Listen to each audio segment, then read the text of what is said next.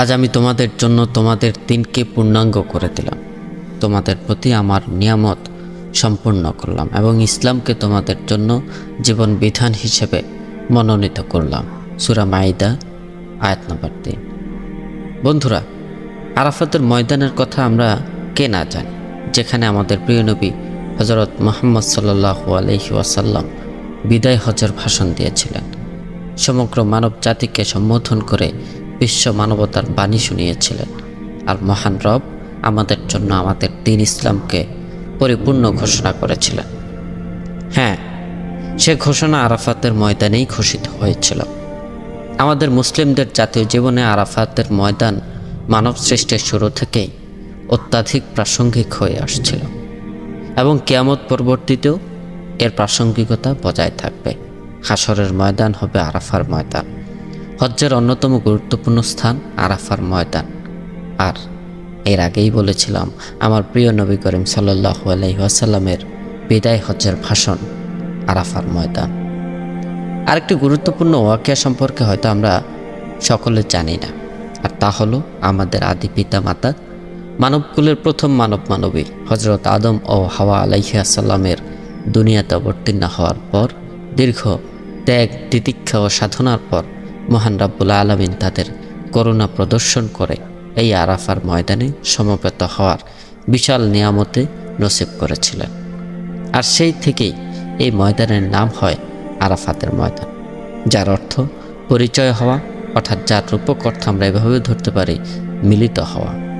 আর যে পাহাড়ে দুই সর্বপ্রথম মানবীর সাক্ষাৎ হয় তা হলো জাবালে রহমান, অর্থাৎ রহমতের পাহাড়, যার রূপক অর্থ আমরা ধরে নিতে পারি মহান আল্লাহ তাআলা তার দুই প্রিয় বান্দাকে এই পাহাড়ে সমবেত করেই রহম বর্ষণ করেছিলেন, যার ধারা দুনিয়ার শুরু থেকে শেষ পর্যন্ত বহমান রয়েছে। সুবহানাল্লাহ। তো বন্ধুরা, আজকে আমরা জানবো হযরত আদম ও হাওয়া আলাইহিস সালাম সম্পর্কে আরাফাতের ময়দানে মিলিত হওয়ার পেছনের প্রেক্ষাপট। মূলত কী ছিল ঘটনাটি? কেনই বা তারা দুনিয়ার দুই প্রান্তে অবতরণ করলেন, যথাক্রমে আদম আলাইহিস সালাম ভারতবর্ষে, আরও যদি সুনির্দিষ্টভাবে বলি অনেক ব্যাখ্যাকারের মতে শ্রীলঙ্কায় অবস্থিত আদম পাহাড়ে, আর হযরত মা হাওয়া আলাইহিস সালাম জাজিরাতুল আরব বা আরব উপদ্বীপে। আর এটিকে যদি আরও সুনির্দিষ্টভাবে বলি অনেক ব্যাখ্যাকারের মতে জেদ্দা অঞ্চলে। কিন্তু কেন এমনটা ঘটলেন, চলুন আমরা জেনে আসি।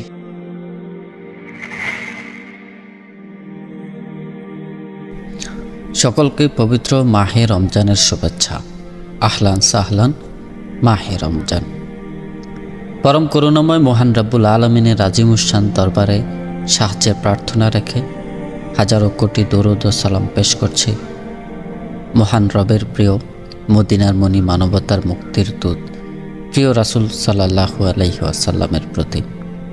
বন্ধুরা, পবিত্র মাহে রমজান মাসের সাধনাময় সিয়ামকে আরও সার্থক ও সফলময় করে তুলতে বইয়ের মোলার চ্যানেলের পক্ষ থেকে বিশেষ আয়োজন রমজানের আলো, প্রতিদিন এক নূতন উপলব্ধি অনুষ্ঠানে আপনাদের আমন্ত্রণ জানাচ্ছে। নবী করিম সাল্লাল্লাহু আলাইহি সাল্লাম সহ নবী, রাসূল, সাহাবায়ে কেরাম, ইমাম, মুস্তাহিদ, ওলিয়া উলিয়াদের জীবনের উল্লেখযোগ্য ও শিক্ষণীয় ঘটনা নির্ভর এই অনুষ্ঠানে আজকের পর্বে থাকছে হযরত আদম আলাইহিস সালাম ও হাওয়া আলাইহিস সালামের ঘটনা সংবলিত দুনিয়াতে প্রথম মানবজাতির আবাদের ঘটনা ও তওবার গুরুত্ব। হযরত আদম আলাইহিস সালাম ও হাওয়া আলাইহিস সালাম দুনিয়াতে প্রথম মানব জাতির আবাদের ঘটনা ও তওবার গুরুত্ব।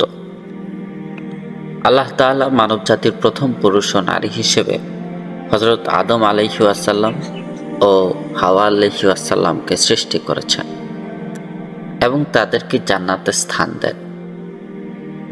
সেখানে মানব জাতির জন্য ঘটেছিল এক গুরুত্বপূর্ণ ঘটনা, যে ঘটনাটি আমাদের জীবনের জন্য একটি মৌলিক শিক্ষা নিয়ে আসে।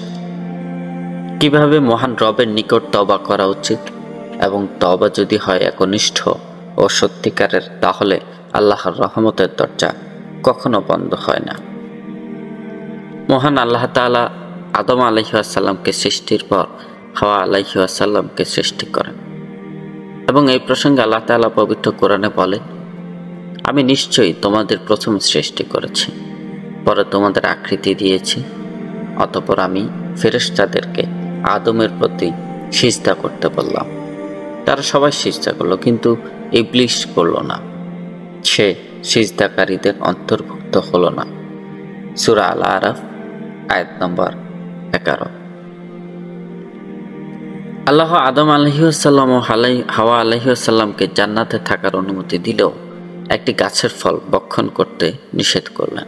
তিনি বললেন, হে আদম, তুমিও তোমার স্ত্রী জান্নাতে বসবাস করো এবং যা ইচ্ছা ভক্ষণ করো, তবে এই গাছের নিকটবর্তী হইও না, তাহলে তোমরা জালিমদের অন্তর্ভুক্ত হবে।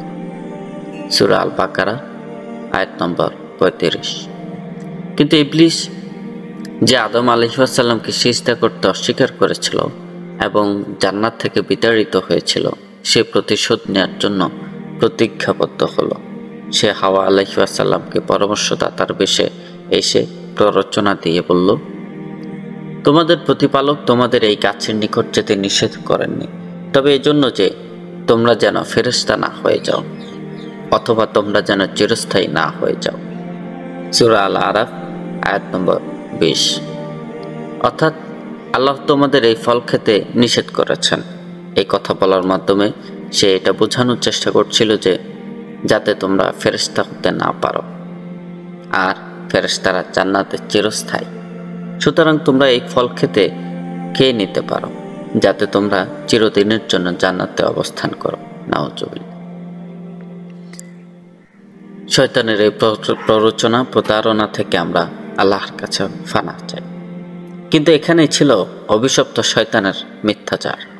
মহান রবের নিকট তার শ্রেষ্ঠ সৃষ্টিকে ছোট করার এক অপতৎপরতা। যাই হোক, সে মা হাওয়া আলাইহিসসালামকে আরো বললেন, আমি তোমাদের জন্য এক বিশ্বস্ত পরামর্শদাতা।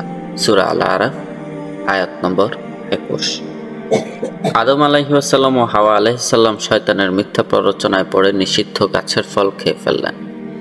ফলে তাদের শরীর থেকে জান্নাতের পোশাক সরে গেল এবং তারা নিজেদের লজ্জাস্থানে একটি বিশেষ গাছের ঢাল দিয়ে ঢাকতে লাগলেন। আর আল্লাহর ঘোষণা অনুসারে উক্ত গাছের ফল ভক্ষণ করলেন। তখন তারা নিজেদের উপর জুলুম করলেন এবং একজন অপরজন থেকে বিচ্ছিন্ন হয়ে গেলেন এবং তাদেরকে দুনিয়াতে দুটি ভিন্ন জায়গায় অবতরণ করানো হলো। এ প্রসঙ্গে আল্লাহ কোরআন মজিদে বলেন, তোমরা জান্নাত থেকে নেমে যাও, তোমরা একে অপরের শত্রু হবে এবং এক নির্দিষ্ট সময় পর্যন্ত তোমাদের জন্য পৃথিবীতে বাসস্থান ও উপকরণ থাকবে। সূরা আল আরাফ আয়াত নম্বর 24। এভাবে আদম ও হাওয়া আলাইহিসসালামকে জান্নাত থেকে পৃথিবীতে নামিয়ে দেওয়া হলো, আর এভাবেই পৃথিবীতে মানব জাতির আগমন ঘটে।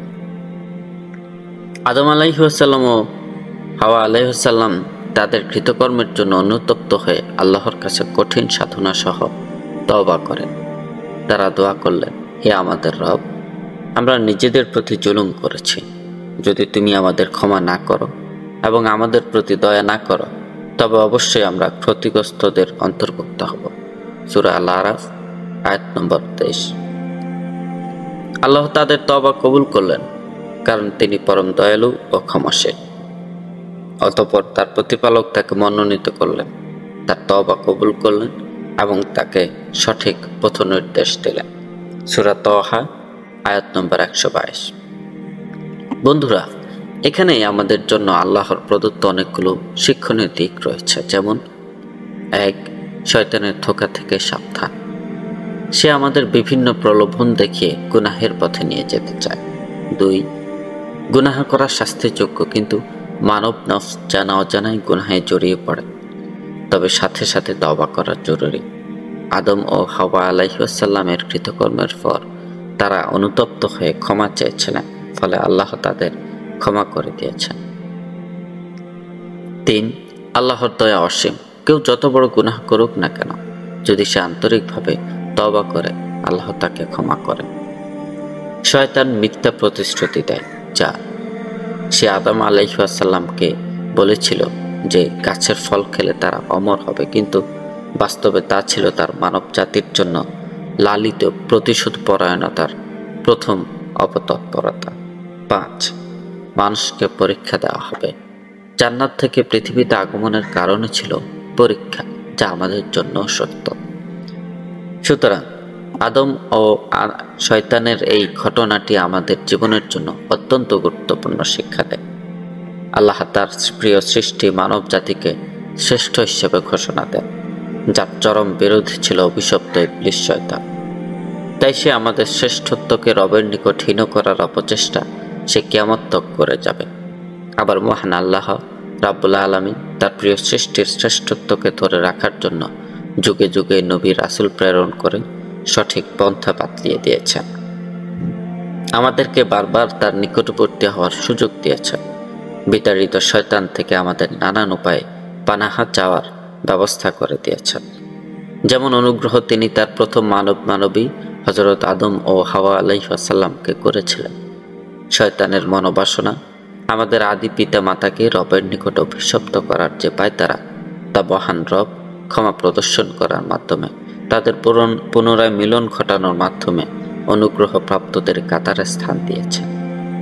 আর এখানে আরো বড় একটি শিক্ষা আমাদের মানব জাতির জন্য, যে আমাদের আদি পিতা মাতা আমাদের জন্য কত বড় ত্যাগ স্বীকার করে শয়তানের থেকে পানাহা পাওয়ার জন্য আল্লাহর আজিমুশান দরবারে ক্ষমার আর্জি করতে হয়, তা দেখিয়ে দিয়ে গেলেন।